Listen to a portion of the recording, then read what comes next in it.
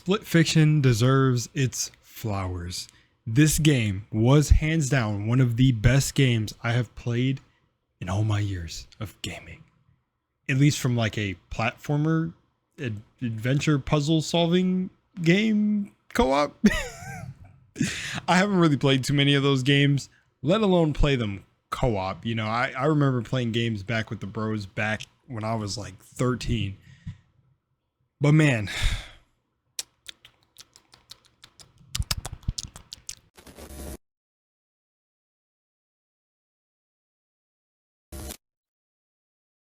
Hazelight Studios deserves. Oh man. I never played, was it A Way Out or the game with the prison dudes? But me and my partner played It Takes Two. We absolutely killed it. It had shown us that we work very well together, and even though she's not a full-on gamer but loves a lot of lore in games and like deep messages in a lot of forms of media, Split Fiction and It Takes Two hit her hard. It hit home. She cried during It Takes Two with, you know, a little bit of the little girls. She saw herself in the little girl and the whole family. You know, I feel like it was an easy story to relate to if, you know, you come from a family that have certain, you know, normal family trauma passed down on to the child. The child thinks that you guys are splitting up because of them.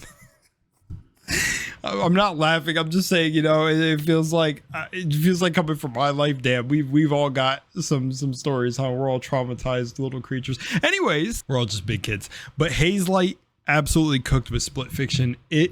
I don't know. For me, it was on my list of games of the year. I know Expedition 33 and other games that I haven't gotten to are going to be in that top spot as well.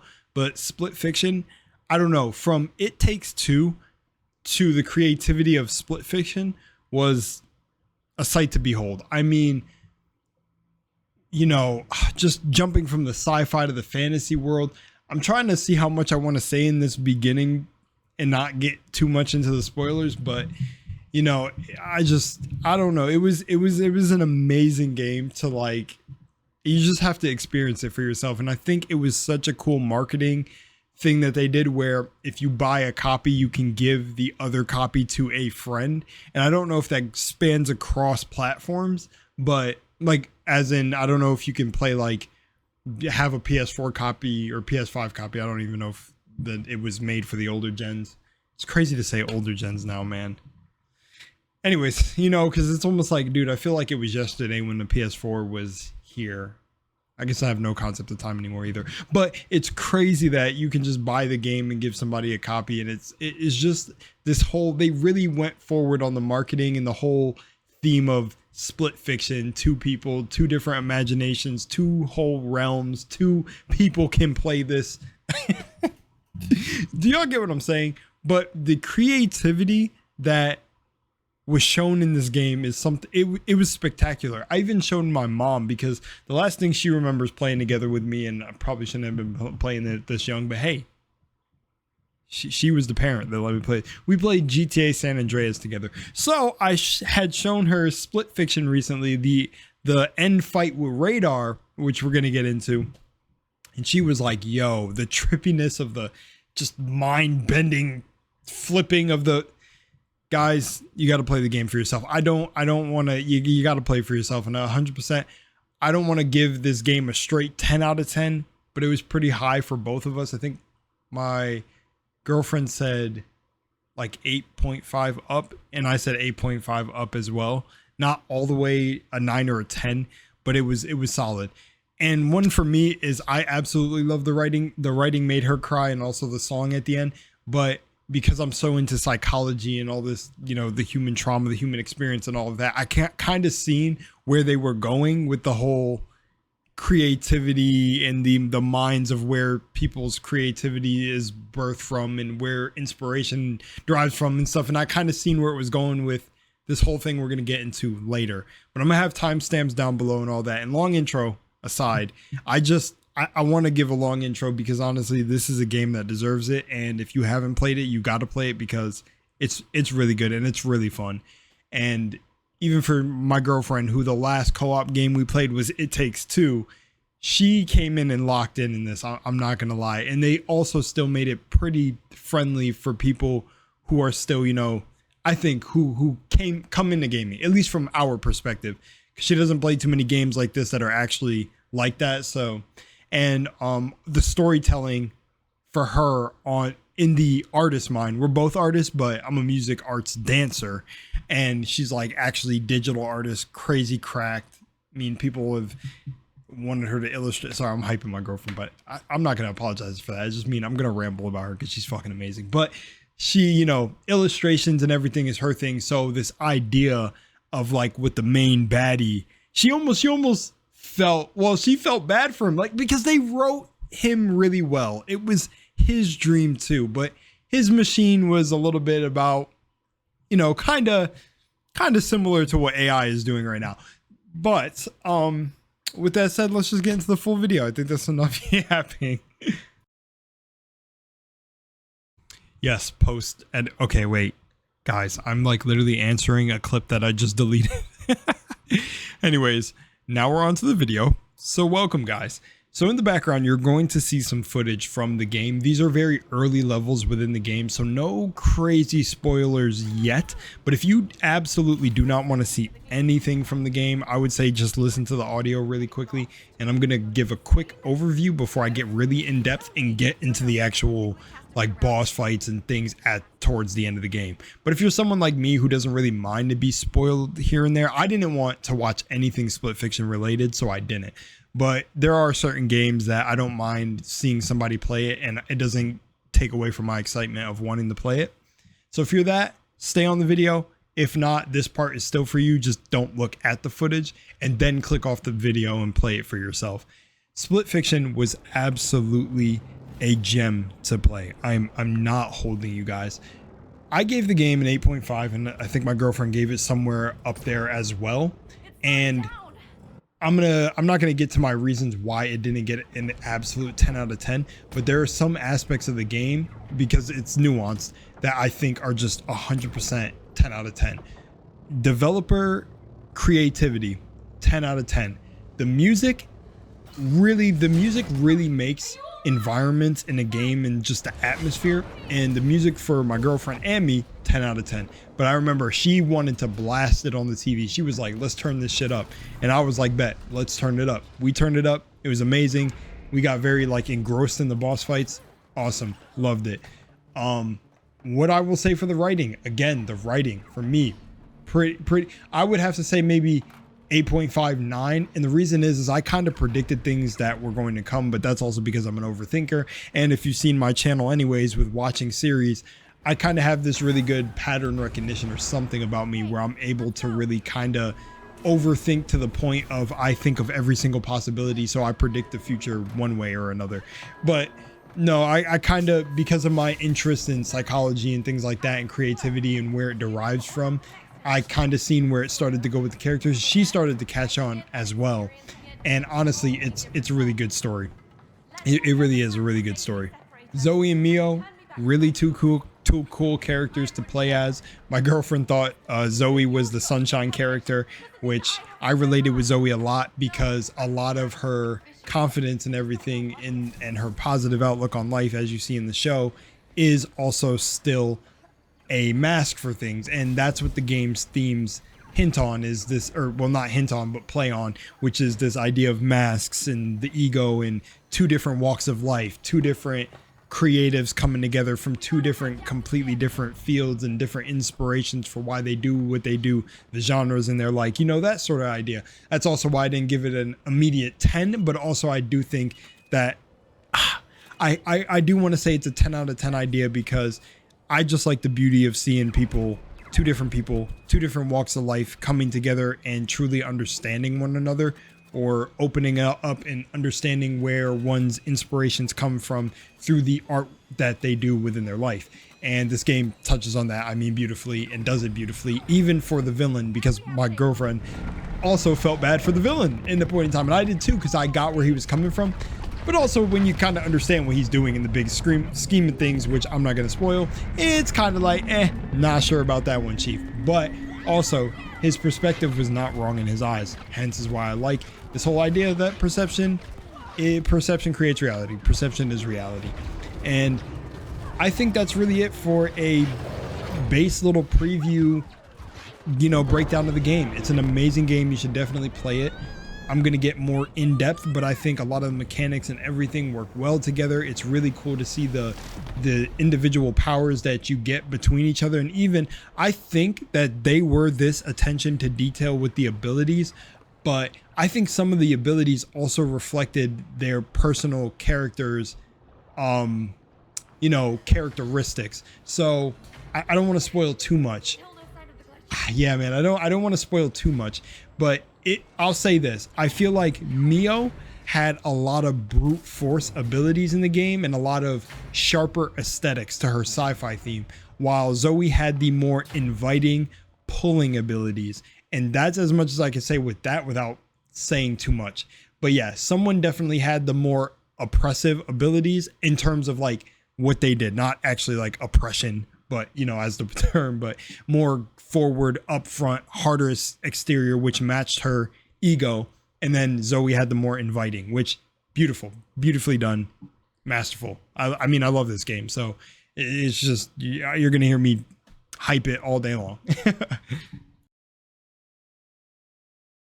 So I want to say there's one clear defining factor for me with this game.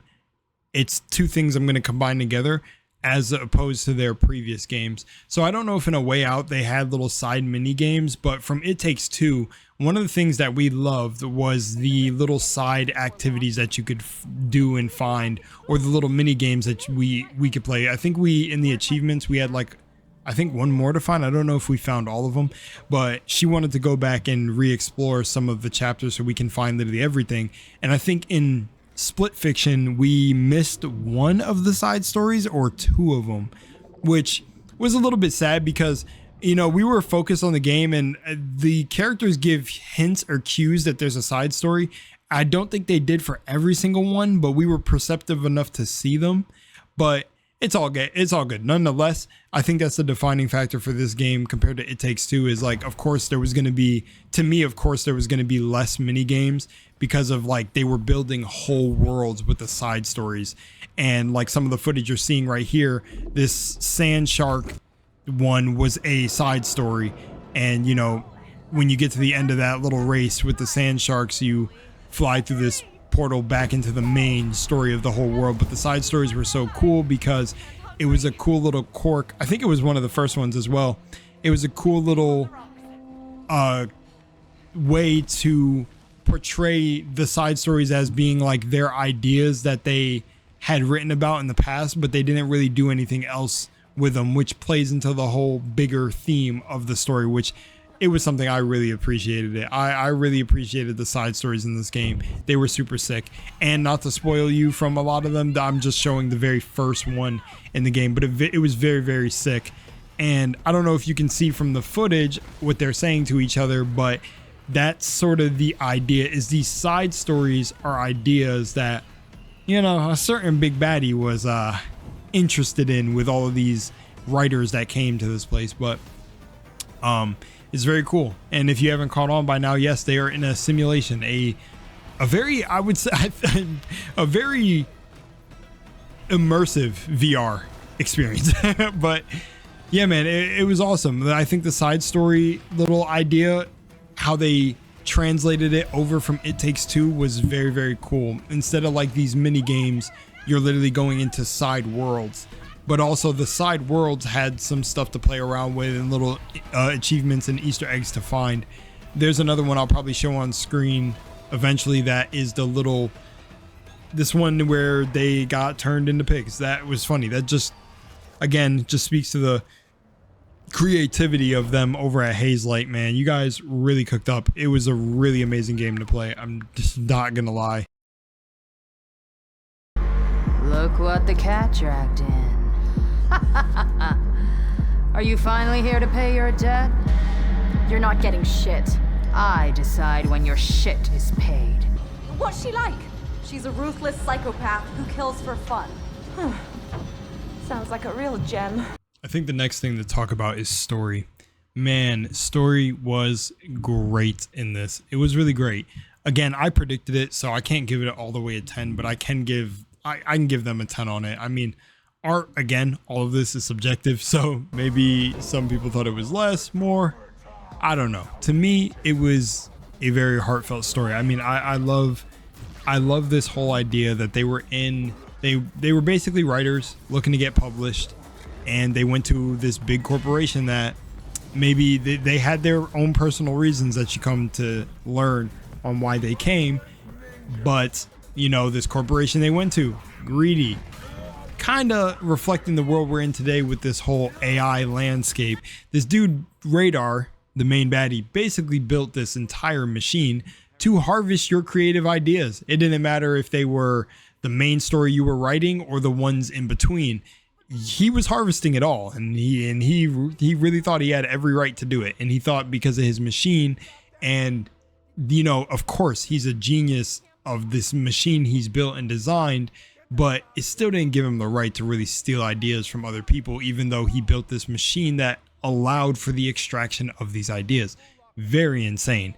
But you know, of course, they had no intention of really publishing them, or maybe they did. And thankfully, our heroes, written so well, Zoe and Mio, they did not fall for his BS. And I'm so glad that it wasn't like some cringe thing where they almost did. Mio and Zoe stayed completely strong. Dude was really trying to use them. But of course, you could see to where he gets upset about them, you know, ruining their machine. By the way, or I don't know how much I should go into with that, because I'm not trying to really spoil it for you guys. Even if the spoilers I said, you know, will be in the rest of the video, I really think you need to experience the game for yourself. But the biggest thing is Mio figured out something was wrong. That's how she ended up bumping into Zoe anyway. She ended up falling into basically her simulation, because they kept you in these like floating orbs of, I don't know, suspension of disbelief. I don't know what they were suspended in. Time, anti-gravity chambers, I'm not sure. But Zoe ended up fighting Radar off her in the real world and tripping and stumbling into Zoe's simulation, you know, more or less. And it's really good though. And basically from the footage you're seeing in the background, they're fighting Mr. Hammer. I think that's the footage I'm gonna put, which is the first boss fight in Mio's world. And even Zoe asks her, the dialogue from this character seems very specific. Like it seems very intentionally written. Like, why does she sound like she's talking about something in your life? Like, what is she talking about, Mio?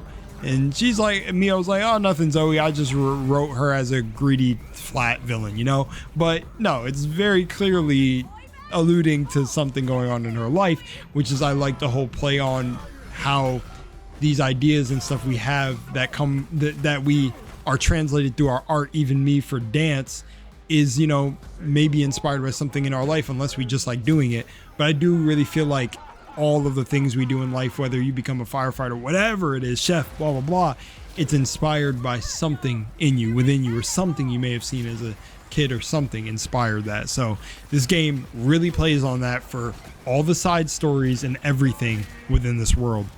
And I got to give a shout out to the little Easter eggs in here, because there's probably way more Easter eggs that we missed. But I liked, you know, of course, Mr. Hammer is going to say it's hammer time. But also they put the little elephant from It Takes Two in the very beginning of Mio's storyline.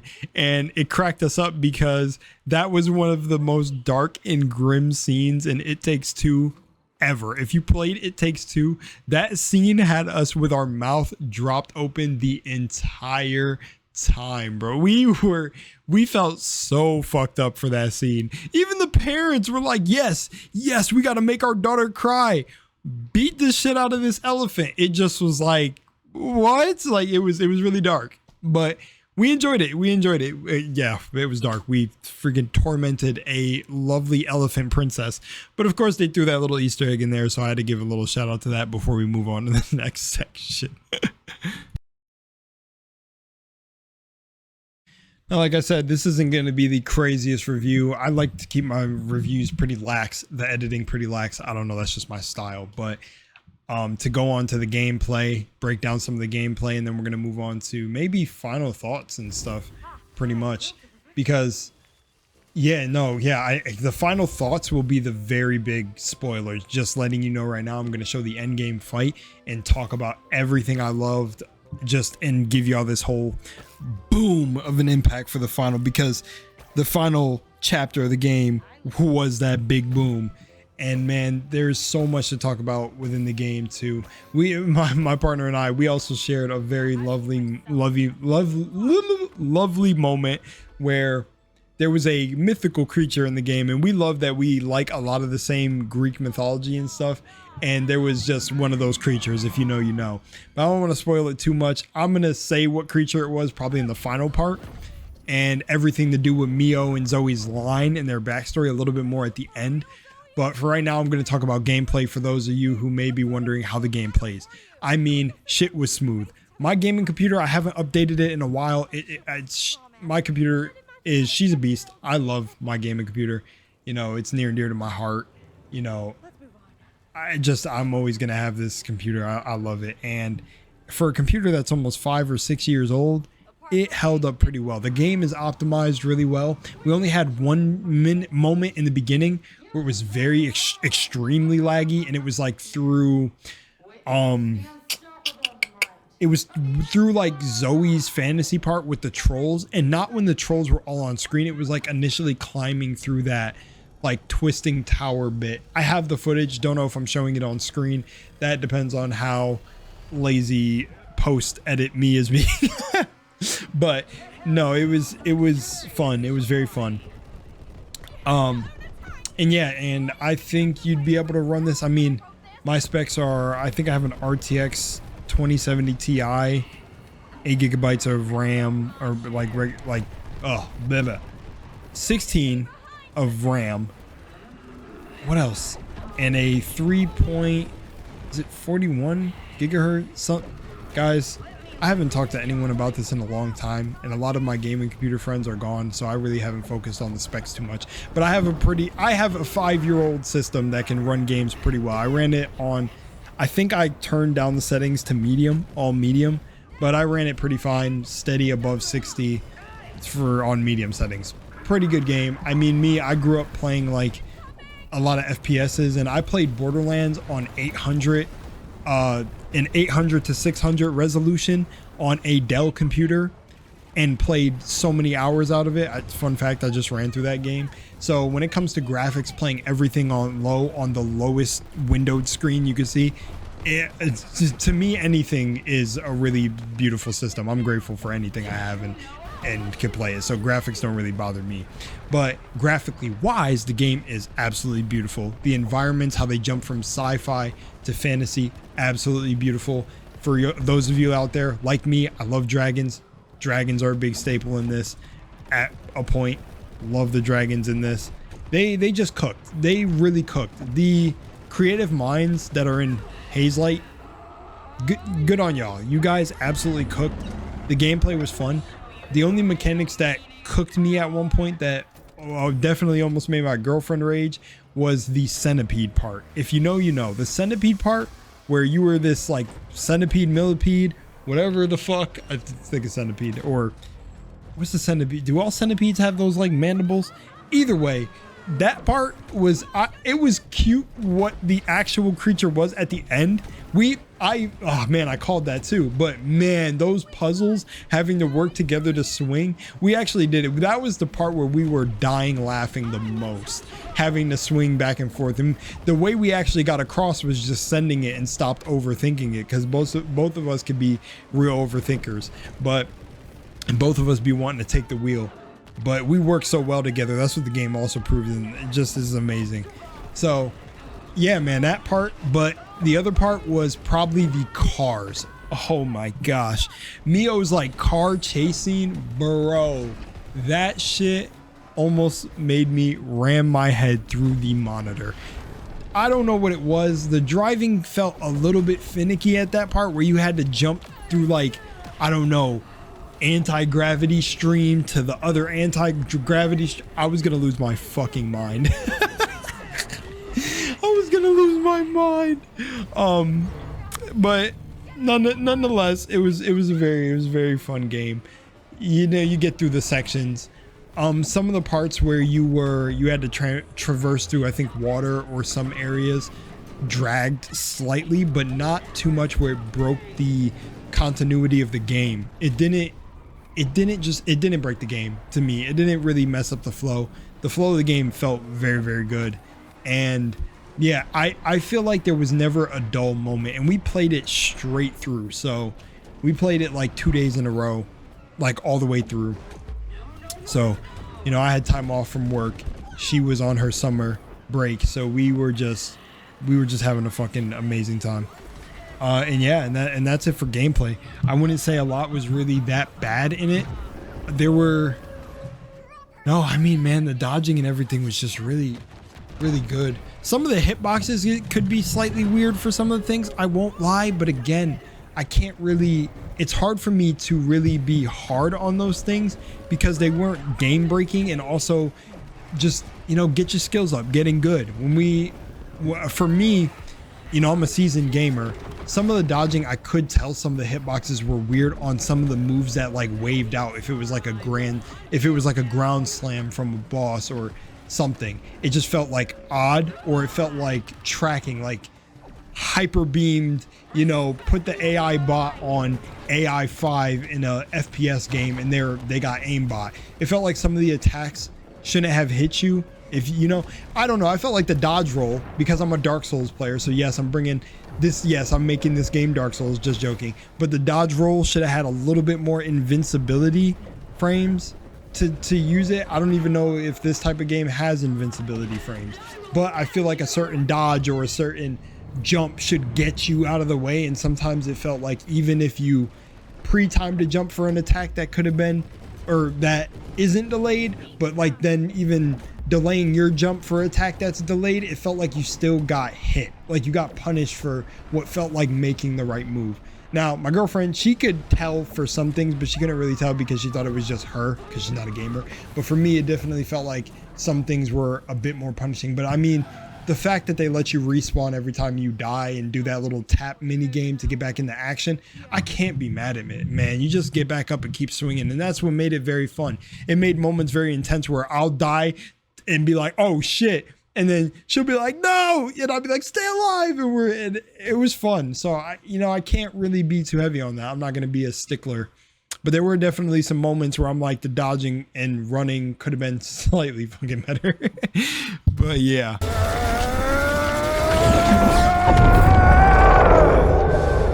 Bloody hell! No way!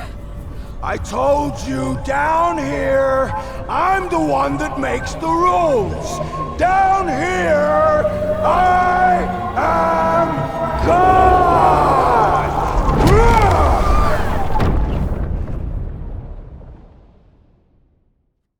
Oh my gosh, this ending to the game. Now I'm going to touch on things I didn't talk about. Radar jumping in the simulation and being like, down here, I am God. Do you hear that? Oh boy! Now witness the power of a god. That was, bro, my girlfriend and I were almost rooting for Radar. That was so sick. It was so badass to have him come in like that and go full balls to the wall, losing his mind. Beautiful way to wrap up the game. And holy crap, what even makes this better is it's going to get into the parts that I didn't want to spoil in the beginning, and even the gameplay part for the gameplay mechanics that started to take place at the end of the game. This was absolutely a beautiful boss fight. Poseidon's got nothing on me. This was fucking awesome. It was fucking awesome, guys. I don't know how. It was awesome. You guys are awesome at this. And maybe to others, like, I don't know, I don't have to express this part, of course, because this is my own opinion on the game, but I don't know. It just was done so well. Maybe somebody else is obviously perception's reality, so I don't care. I'm hyping the game all I want. For us, this game was awesome. I mean, and that ending, I said this game is awesome, but I mean, the Radar was a really cool villain because he was like a simple simply built villain. It's a tech giant guy who made this system that's stealing ideas, very reminiscent of what AI is doing right now, where it's borrowing from all these other different places. But Radar's was more on contact sport. But I mean, he was written well, and how he lost his marbles at the end. And then even the people, I think were his shareholders or something, that were investing in his ideas, were telling him, hey, you're losing your mind. Like, bro, we're going to call the cops. And this man initiated a full-on lockdown on the facility. And he went in. He said, plug me in. I'm going in. And then he said, down here, I am God. That shit was awesome. Awesome. You guys, I'm getting chills. I might have to say, the final rating on this game, as I'm even watching the footage back, is a 9. I have to jump it up to a 9. I watched that Radar clip, and it sent chills down my arms. I got chills right now. I got goosebumps because we got goosebumps in person when this part happened. It was so sick. It was a dude with nothing else to lose. I almost wish, the one thing I wish from this game with this scene, is that the developers made way more cops and everyone come and like swarm the building. Like, but they put their foot in when they did the end of this game. But I really wish they had like mad cops coming in to swarm, because that was the presence that the voice actor and the way they designed the character and even how he entered their simulation, the impact that had. Like, I almost wish it was mad cops, but those were the security people of the building, I'm pretty sure. But I wish we heard like so much going on in the background. Like, they were really trying to take this dude down. Like, man, it was good, because the way he came into this world made it seem like he was a gigantic boss, like badass. It was fire, absolutely fire. And that's what I want to get into with the final thoughts of the game. Oh, guys, listen to this. Listen to this. Not only did they show their hand at, I don't know, game development and everything at this, they've done it before with the other games they developed, but I mean, bro, they had them in the split fiction. On Mio's side, she's in her world, and Zoe, if you're playing Zoe, you're in her world, but the platforms are the same. They're just in different, it's on different screens in their own perceptive realities. They're experiencing their world, their story. So like at one point, there's like, I have the footage. I'm probably going to have it in the background as you guys are watching this, but I think Zoe thought that there was like, or Zoe was like, oh, look at the tree. Like, I'm pulling this tree down, or whatever the hell happened with this tree. I'm not saying the right thing that happened, and the footage is probably going to expose me if I line it up with my voice. But Mio's like, a tree? You see a tree? Like, what? Because they're literally split now, seeing their own perceptions. And guys, this gets even fucking crazier as the game goes on, because like Radar's tearing shit up and you're sliding and jumping between each other's sides, and bro, it is so sick. And then at one point, fucking Zoe gets like hit out of this, like, you know, into this TV observer perspective, and then whoever's playing Mio is inside the TV like it's a video game, and Zoe's character can stomp on the screen and help her open certain things. And then it flips to Mio, and she picks up this iPad, and you're helping Zoe traverse her level while leaning the iPad back and forth. Like, what the I know, I think these game mechanics have been done before, but on this scale with this much level design and detail was so fucking amazing. This game was so beautiful with this, and the game at the end got so trippy, even with when you're walking around and the little line divide is splitting the screen, the craziest split screen experience ever. Like, if anyone ever wanted to play a co-op game, I would recommend this one first, to just see how crazy they are. And I know that's probably bad, because I'm going in with like one of the best co-op games to drop, I feel like, in years, at least in my own perspective. I feel like it's not fair, because I don't know what other games compare to this level of like just fun. Like, we really could replay this over and over again. The story was simple. The voice acting was great. The cute side stories. Everything was amazing. And that's why I think at the end here, I'm changing it to a 9 because this shit was amazing. Like, it was literally amazing. Radar was so fucking awesome at this end of the game, man, because he just wanted to protect his baby, man, his magnum opus. Oh man, but the sheer amount of just detail with Radar destroying shit, and really he wasn't affected by the split, but man, jumping from world to world, just he was like pulling shit out, like he's saying, like, what's this little idea you had? Like pulling out weapons that were used in other levels, pulling out machines. Like, oh man, he used one of the bosses from one of the other levels to throw at you. Oh, it was just so, it was so spectacular, bro. I'm losing my mind recording this for y'all because it was so freaking great. I think I just want to leave the rest of the video of just maybe some of this footage, but I don't want to leave it too long because, you know, I don't know if I could really talk for that long on that part, but I want to leave the end of the game for you guys because it's just absolutely spectacular. I mean, they put their, I was waiting to do this review for so long because I didn't even know how I was going to talk about it. I can't encapsulate how cool the game is in one video. You got to play it for yourself. And I don't know, for me, the mechanics in the game are just super sick. It's just well done, well put together. You got to experience it for yourself. So shout out to Hazelight Studios. You guys put work in. I mean, the most worth it price for a game. I forgot even how much the game was, but the most worth it price. And I think they could have even, okay, maybe that's scary in the climate of gaming industry we're in now, but it's because they genuinely made a game that was meant to be fun. I think they deserve to charge what Borderlands 4 is trying to charge, but they were trying to charge $80. I mean, come on, guys, is that safe to say? But I have to be completely honest. Fucking amazing game. Beautiful work on the devs' part. Gosh, you guys are amazing over at the studios. All the, I don't know, all the concept artists and anyone, the long credits at the end of the game. Shout out to all of y'all, sound designers, the voice actors, just everyone, lead designer, just everyone, so awesome. And I think one of the most beautiful things that I'll wrap up the video with is the actual finale ending of the game. Like I said, there are spoilers, so if you really don't want this spoiled, I would click off now.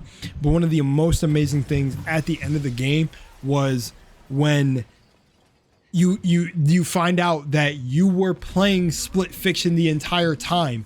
You were oh, I'm getting chills. You were playing the story that they wrote. You were basically in the perspective of them when they went through the entire story and everything that they went through. So it's even funny that you can say certain moments that should have had more, like maybe the security guards. That's the only moment for me, banging on the door. You could say that technically that's how they just recalled it. It was a lot, but they kind of left that detail out. It was like, hey, everyone was coming for this dude. But the crazy part is the end is they became joint authors and they were like, oh, I still can't believe we named our book Split Fiction. But you were playing the book the whole time. And maybe that's cliche. Maybe you could have seen it coming. But I'm not going to lie, for someone who overthinks, and like I said, I predicted a lot of things in this story already, that ending kind of got me. It did. It got me. I can't lie. I don't need to have an ego about this. I got. That ending truly shocked me when a lot of endings don't. Like a lot of twists, that was one of the biggest twists, was that you were playing the book. They were basically writing, well, no, because the book is already published, so you were playing them as they were like going through the experience, but you're also playing them as they were recounting the experiences of what they experienced within the simulation. And fuck, that shit almost might make it a 9.5. Because now that I'm saying it and revisiting it, I'm like, damn, bro. But I just think some of the gameplay elements were annoying as shit to me, where I can't give it all the way to the 10, you know? But damn near, guys, you get, you know, because 10 is like perfect. I'm glazing the game. I can't say anything else. But this game was amazing. So my final rating is a 9. It was a solid 9. I remember why we gave it an 8.5 before, and I think it was because we thought some parts were a little bit like corny, but also it's just like now thinking about all of it coming together, making this wonderful, lovely sandwich. I can't. It gets a solid 9. This is a fire fucking game, and probably one of the best games to come out in a while. Like up there with games like Baldur's Gate, not the same genre, obviously, but in terms of like a game trying to create an experience. And I think the more we have indie developers and AAA studios focus on that and screw it to the people who are just trying to, you know, big middle finger to the gaming studios, not exactly the people, but the ones that are trying to pander and all that. Let's make games that are fun, that are stories that can include everybody, natural inclusion, just this lovely story like this one in Split Fiction that hit our hearts deep because everyone goes through trauma. Everyone has some sort of trauma which way or another, with whether it be with their own family or things we go through in life. And I feel like the game landed on this 100%. And I feel like people who try to, you know, force certain narratives and stuff in games in this today's climate, it just doesn't hit like this, where this was trying to be a game first. It was trying to be a fun game first. They were definitely flexing their creativity as a studio, everyone in there, and also even the writers, and it came together to make something spectacular. And the marketing and the way they sold the game was amazing too, because you buy it and you could just send the copy to someone else so they don't have to buy it. Fucking amazing. What can I say? 9. And they get a 10 for that, but 9 overall rating on the game. Personally, me gets the LUNARWASLOST seal of approval. I'm out, guys. Split Fiction was one of the games of the year for me. Much love in Moonlight. I'll see you in the next one. Peace. Still, though, I can't believe we named it Split Fiction. But wasn't that your suggestion? As a working title, not the official title. It's actually growing on me. Split Fiction. It sounds cool. I guess. So, how do you think our book will be received? My gut feeling tells me we're gonna be alright. All right?